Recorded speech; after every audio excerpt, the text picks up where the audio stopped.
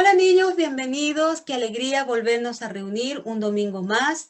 Damos inicio a la clase de escuela dominical, dándole gracias a nuestro Dios porque en estos tiempos difíciles nos permite reunirnos, aprender más de su palabra, a conocerle un poquito más a través de YouTube y a través de Zoom.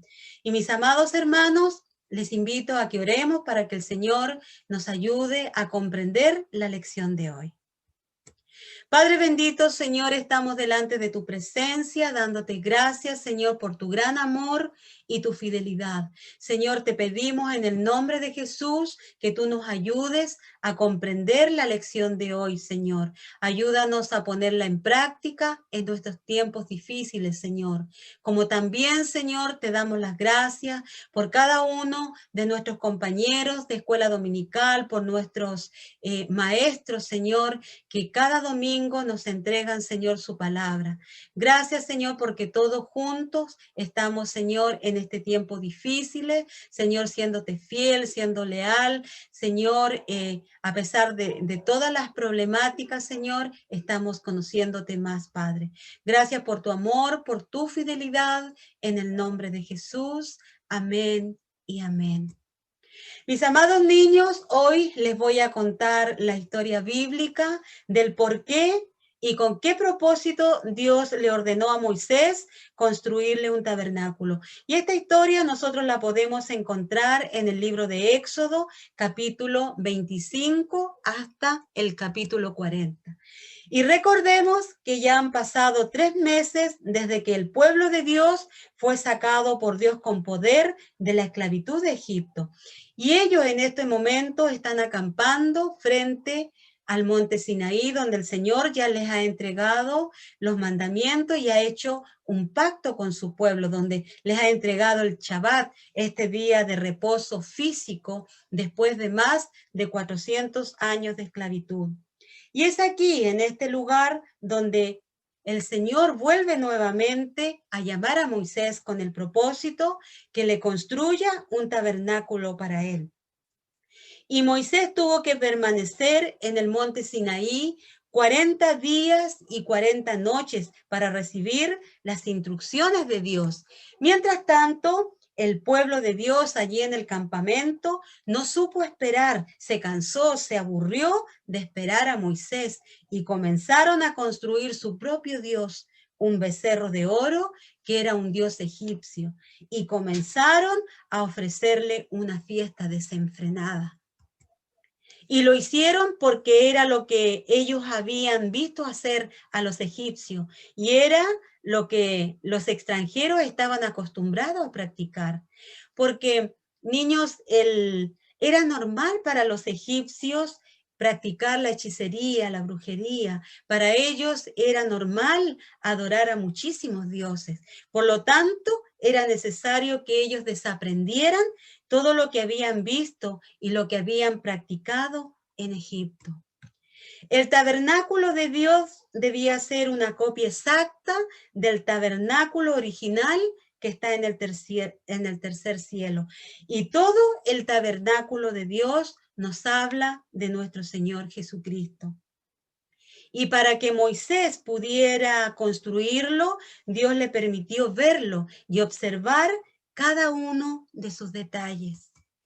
El tabernáculo de Dios era un lugar santo, era un templo portátil porque se armaba y se desarmaba cada vez que la columna de nube y fuego avanzaba o se detenía en el desierto. El tabernáculo de Dios era un lugar físico y temporal donde nuestro Señor Jesucristo iba a vivir en medio de su pueblo. Era el lugar donde el pueblo tenía que reunirse para celebrarle a Dios una fiesta, pero esta vez era una fiesta organizada, planificada y dirigida por Dios, una fiesta de adoración, sacrificios y ofrendas. El tabernáculo de Dios sería la escuela donde ellos aprenderían que Dios es santo y que Él exige de su pueblo santidad, donde aprenderían qué es el pecado, una barrera, un obstáculo que nos separa, que nos aparta de Dios. Era el lugar donde el pueblo vería la gloria de Dios. Su presencia se haría visible, audible y perceptible. Ellos podían sentir la presencia del Señor en el tabernáculo, donde aprenderían que el único camino para ser aceptado por Dios después de haber pecado era acudir a sus sacerdotes, porque ellos eran los mediadores, eran los representantes del pueblo ante Dios. Y para ello el Señor designó a la tribu de Leví, la cual el Señor les perdonó la vida gracias a la intercesión, gracias a la oración de Moisés. ¿Y por qué Dios lo perdonó? Porque ellos habían participado en la construcción del becerro de oro. Pero ellos fueron los primeros que se arrepintieron y le pidieron perdón a Dios y estuvieron dispuestos a no volver a hacerlo. Por esta conducta, el Señor entonces los designó y los autorizó para ser los únicos que podían entrar al tabernáculo de Dios y recibir las ofrendas y realizar los sacrificios que Dios exigía a su pueblo para el perdón de sus pecados. Vemos también que el Señor, para realizar esta función, les diseñó unas vestiduras muy especiales, unas vestiduras santas para Dios, y donde todo el color, todo el diseño nos está hablando de nuestro Señor Jesucristo. Donde vemos también que Dios organizó a la tribu de Leví en 4 grupos de trabajo, donde estaba el sumo sacerdote, el cual fue designado por Dios Aarón para ser el primer sumo sacerdote aquí en la tierra.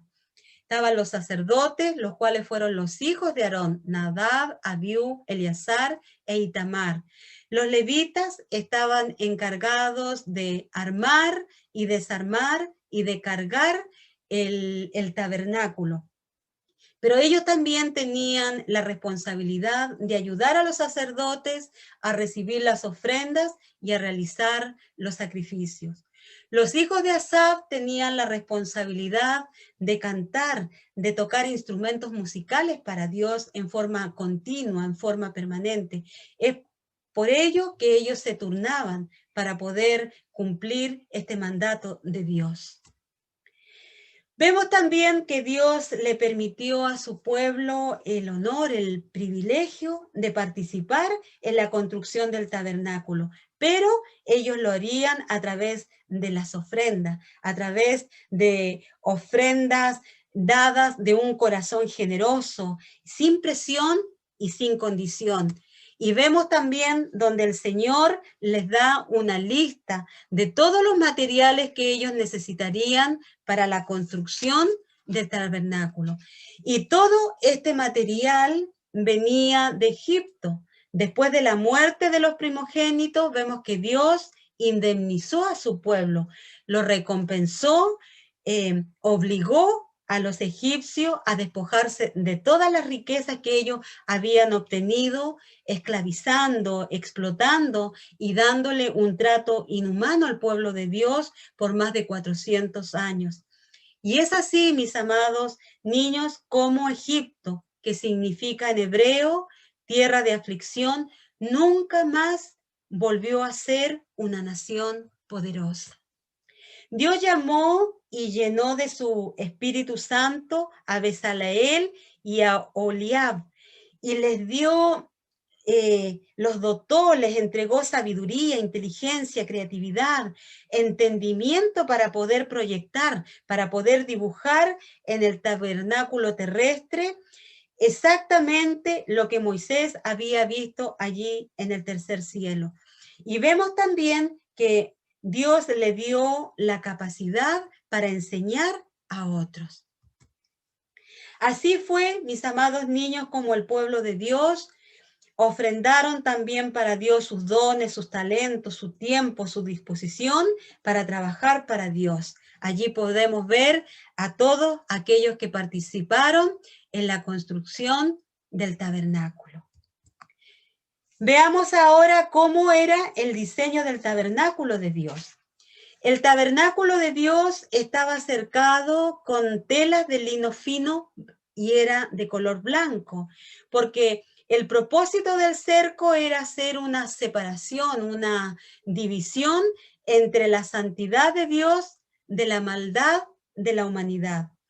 El cerco tenía una puerta llamada el camino, donde se entraba al atrio, y el atrio era el patio del tabernáculo. Y en el atrio, en el patio, habían dos muebles. El primer mueble era llamado el altar de bronce o el altar del holocausto. Era hecho de bronce y de madera de acacia. De bronce porque era capaz de resistir, de soportar el fuego al rojo vivo. Y de acacia porque es una madera incorruptible, es una madera que no se pudre, que no le entra polilla ni termita. Vemos que este era el lugar donde caía la ira de Dios sobre el pecado, porque era aquí donde se realizaban los sacrificios de animalitos inocentes, porque ellos no tienen conciencia de pecado, ellos no saben lo que es pecado. Y vemos que Dios determinó que los animalitos para el sacrificio tenían que cumplir ciertos requisitos. Y los sacerdotes tenían la responsabilidad de examinarlos, de hacerles el control de calidad antes de realizar los sacrificios. Tenían que ver que cumplían todos los requisitos que Dios pedía. Aquí podemos ver que se ve la severidad de Dios sobre la víctima, porque siendo inocente tenía que cargar sobre su cuerpo toda la maldad ajena. El animalito en este lugar era desangrado, completamente desangrado, y una parte del animalito era completamente quemado. Pero también en este lugar nosotros vemos la bondad de Dios, porque fue nuestro Señor Jesucristo que tomó nuestro lugar, porque Él es el Cordero de Dios que quita el pecado del mundo, porque Él siendo inocente, puro, llevó sobre su cuerpo el castigo que la humanidad merecía, que tú y yo merecíamos por nuestra desobediencia, por nuestra rebeldía.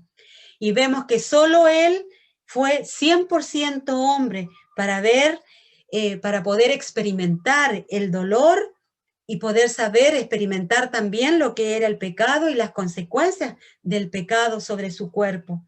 Pero también vemos que Él fue 100% Dios, porque tenía que ser Dios para poder soportar todo el castigo que Dios dejó caer sobre el cuerpo de nuestro Señor Jesucristo, porque Él fue el receptor de todo el castigo. Y también vemos que fue también el castigo que Él recibió de parte de los hombres. Él recibió las torturas, las burlas, la indiferencia, la traición, donde fue públicamente avergonzado, donde fue desnudado, donde fue abandonado, y donde vemos que por las consecuencias de todo ese sufrimiento, de todo ese dolor, el corazón de nuestro Señor Jesucristo explotó allí en la cruz del Calvario. Amén. Así, mis amados niños, como el detergente tiene el poder para limpiar, para quitar las manchas, así es la sangre de nuestro Señor Jesucristo, que tiene todo el poder para quitar el pecado y quitar la culpa. El segundo mueble que estaba en el atrio era el lavacro. Era hecho de cobre, cubierto en su interior con espejos, y debía estar constantemente, permanentemente lleno de agua, porque era el lugar donde los sacerdotes se lavaban, se purificaban después de realizar los sacrificios, donde ellos quedaban contaminados con esta sangre derramada allí en el altar, esta sangre llena de los pecados del pueblo. Vemos también que el lavacro nos habla del bautismo en agua, donde al sumergirnos nos identificamos con la muerte y la resurrección de nuestro Señor Jesucristo. El lavacro también nos habla de la función, del propósito que cumple la Biblia cuando nosotros las leemos. ¿Por qué? Porque también podemos ver que la Biblia nos lee a nosotros también. Porque la Biblia es como una radiografía, un escáner que nos permite ver cómo estamos por dentro. El tabernáculo de Dios estaba dividido en dos cuartos llamados el lugar santo y el lugar santísimo. Y toda su estructura estaba hecho de oro puro. Y el oro nos habla de la deidad de nuestro Señor Jesucristo. Nos dice que Él es Dios. Y la base del tabernáculo fue hecha completamente de plata. Y la plata nos habla que nuestro Señor Jesucristo es nuestro Salvador, es el que nos rescató.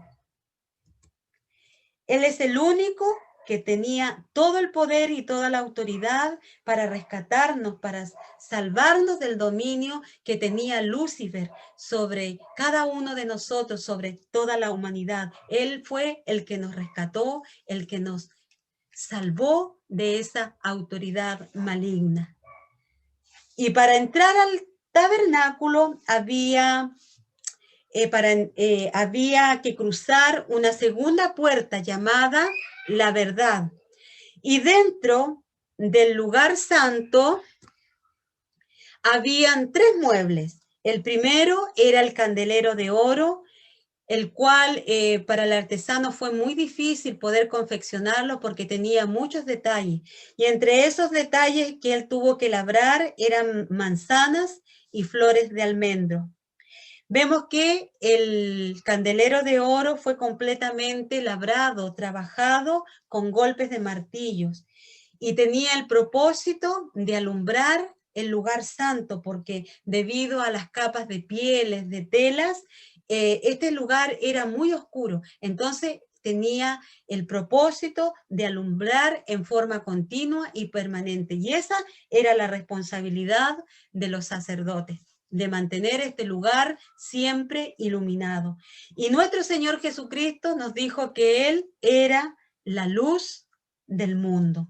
También este candelero nos habla de la presencia del Espíritu Santo en nuestras vidas.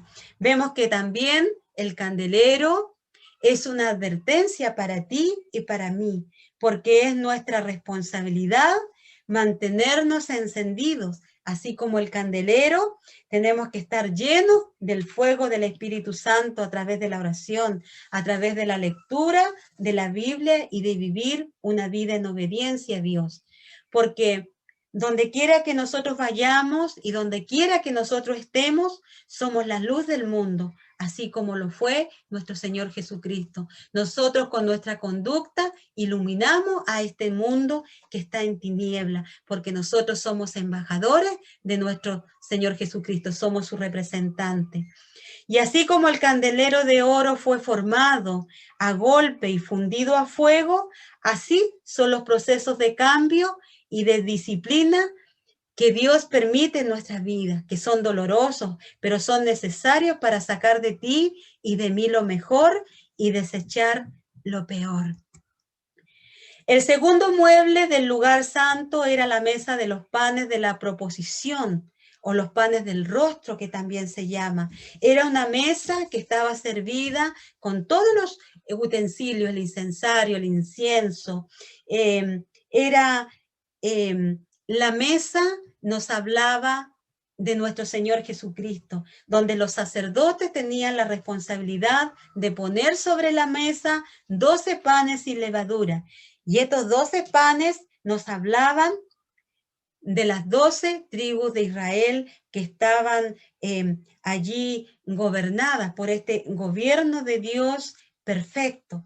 Vemos también que Dios le dio la responsabilidad a los sacerdotes que estos pan tenían que ser cambiados todos los días sábados. Y el Señor en su poder, en su amor por los sacerdotes, Él permitía que este pan durara durante toda la semana fresco. Y también el Señor en su poder permitía que este pan se mantuviera durante toda la semana calentito, como recién horneado. El pan era renovado todos los días sábados. Y el pan que era renovado, Dios permitió que fuese el sustento para los sacerdotes, porque este pan tenían que ellos comerlo frente a la mesa.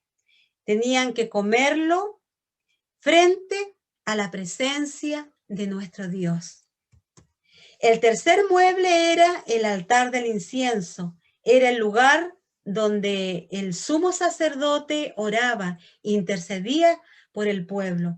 Era una de las características que debía de tener el sumo sacerdote. Él tenía que identificarse con el dolor y con el sufrimiento del pueblo de Dios.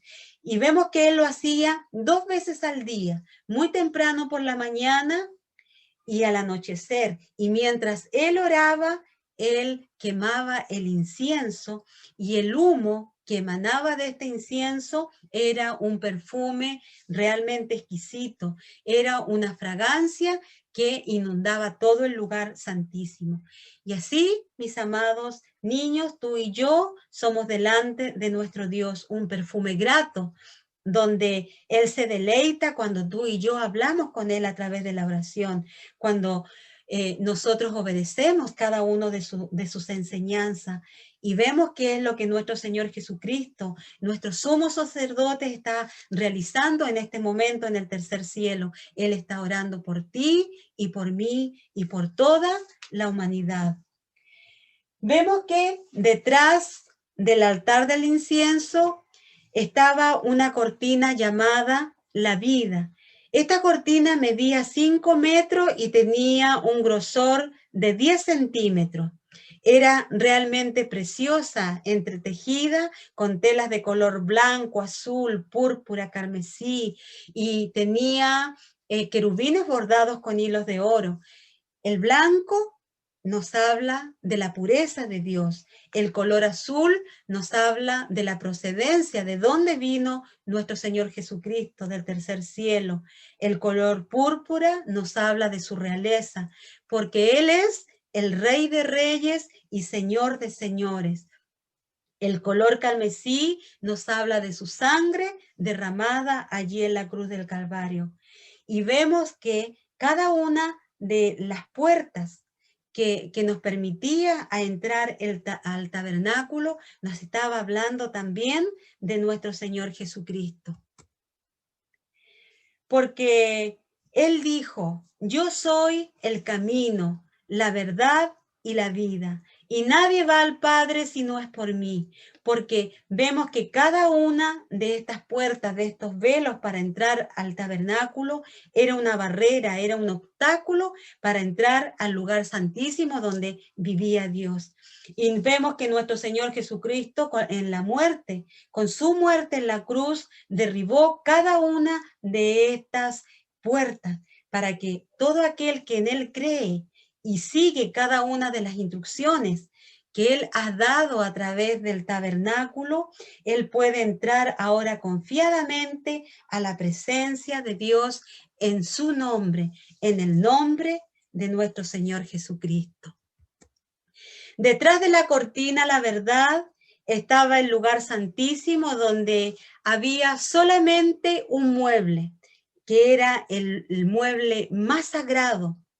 Este mueble se llamaba el Arca del Pacto. Era una caja hecha de madera de acacia, cubierta con oro, y tenía una tapa llamada el propiciatorio, que era hecha completamente de oro puro, con 2 querubines con sus alas extendidas y que miraban hacia el propiciatorio. Entre estos 2 querubines salía una luz que era la presencia de Dios, que iluminaba toda la oscuridad del lugar santísimo. Allí en el propiciatorio estaba el trono de Dios, un trono de amor y de misericordia para quienes no lo merecían. De allí también Dice la escritura que salía su voz, donde él hablaba en forma permanente y constante y sin restricción con Moisés. Moisés de ahora en adelante ya no necesitaba subir al monte Sinaí para hablar con Dios, sino que ahora estaba el arca del pacto, donde él podía hablar con Dios sin restricción. Él podía entrar cada vez que Dios le llamara. Pero no así con Aarón. Aarón solamente podía entrar al lugar santísimo una vez al año, en el día de la expiación. Y vemos que cuando Aarón entraba al lugar santísimo, él tenía que esparcir con su dedo la sangre que había sido derramada allí en el altar de bronce, en el altar del holocausto. Y también vemos que este cuarto tenía su propio incienso, que nos habla de el Espíritu Santo, la presencia del Espíritu Santo. Vemos que Dios dio la orden precisa de que dentro del arca se guardaran las tablas que él había escrito con su dedo. También estaba un cofre de oro puro donde se guardó una porción del pan del cielo. Se guardó también la vara de Aarón que reverdeció y dio frutos de almendro. Vemos también que la campanilla del efod, de la vestimenta de Aarón, del sumo sacerdote, cuando sonaba, anunciaba que su oración por el pecado, por su propio pecado y por el pecado del pueblo, había sido aceptada por Dios. Cuando el tabernáculo era desarmado para continuar este peregrinaje por el desierto, para llegar hasta la tierra prometida, vemos que Aarón y Moisés eran los responsables de cubrir el arca del pacto. Los únicos que podían, por orden de Dios, verlo y tocarlo eran Moisés y Aarón. Por eso que tenía que ser cubierto, nadie más podía verlo. Y cuando los levitas, que eran los encargados de transportar el tabernáculo, no podían tocarlo. Es por ello que Dios dio las instrucciones que cada uno de los muebles del tabernáculo tenía que tener varas para poder cargarlo sobre sus hombros. El tabernáculo de Dios tenía como techo 4 capas de pieles de animales que impedían que la luz del sol entrara. Dios no permitió que la luz solar entrara a su tabernáculo, solamente su luz era la que alumbraba este lugar. Vemos que la primera cubierta era preciosa, hecha con el mismo material que fue hecho la cortina, la vida. Y también fue hecho el efod de Aarón. La segunda cubierta fue hecho con telas de pelos de cabra. La tercera cubierta de cueros de carneros teñidos con la sangre de carneros. Por eso que esta cubierta es de color rojo. La cuarta cubierta estaba hecha de pieles de tejón, porque la piel de tejón tenía una característica, que era resistente al calor, al frío, a la arena, a la tierra, al agua. Era impermeable y permitía que dentro del tabernáculo hubiese una temperatura media, que no hubiese ni frío ni calor, hubiese una temperatura constante y uniforme.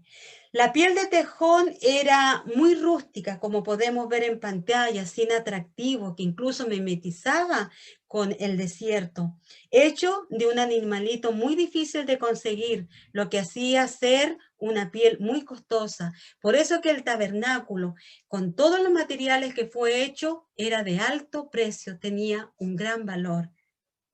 Amén. Así, mis amados hermanos, mis amados niños, la piel de tejón nos habla que así vino a la tierra nuestro Señor Jesucristo, como un judío de apariencia normal, y murió sin atractivo para el mundo, pero traía en su interior la grandeza y la nobleza más grande que ha existido.